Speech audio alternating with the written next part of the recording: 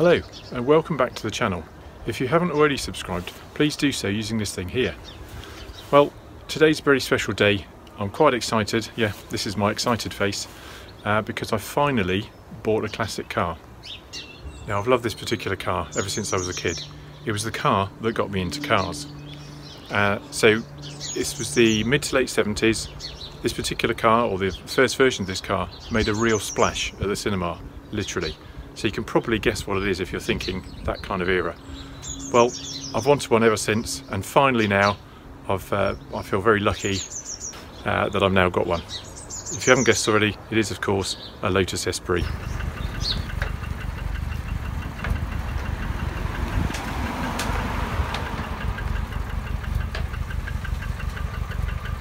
Now this particular Lotus Esprit is a Series 3, which you'd kind of think meant it would be the third iteration of the Lotus Esprit, but it's probably about the 5th or 5th or 6th. So there was the Series 1, that was what was featured in The Spy Who Loved Me.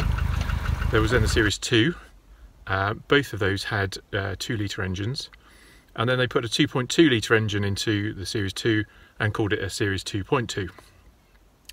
And then they came up with the idea of a turbocharged engine, and they created the Essex Turbo. It's a limited edition, I think it was only about 45 made, and they rejigged the suspension quite considerably, and they also put a sort of quite a nice body kit on it. That then became the Series 3 and the Turbo Esprit, which they then made in much larger quantities.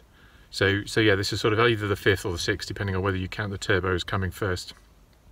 And after this one, I mean, they reworked the engines, give them high compression engines. But after these ones, then they had a restyle, body restyle.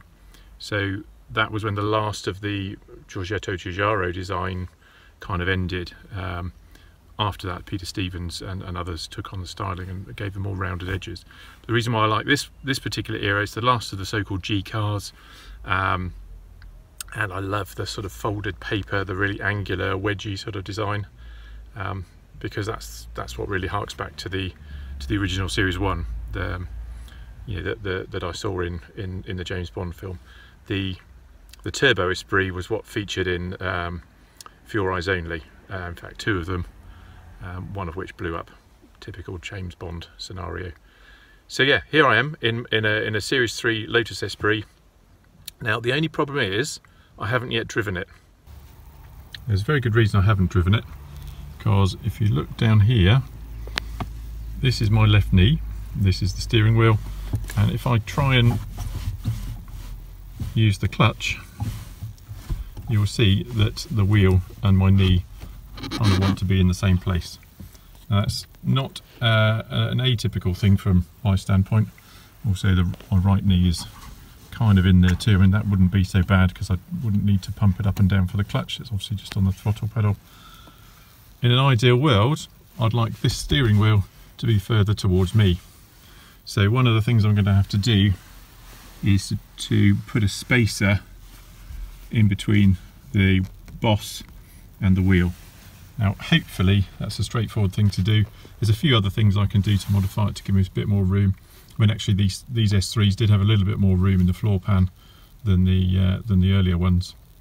But hopefully this thing here, the crash pad, will come off quite easily. That gives me access to the bolts to free the wheel, put the spacer on behind, and then refit the wheel, and hopefully that will make a big difference. There's other things as well I'm thinking of doing, but they'll be subject to a later video.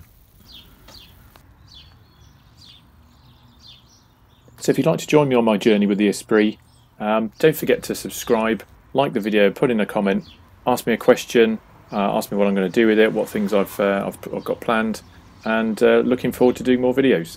See you soon. Bye.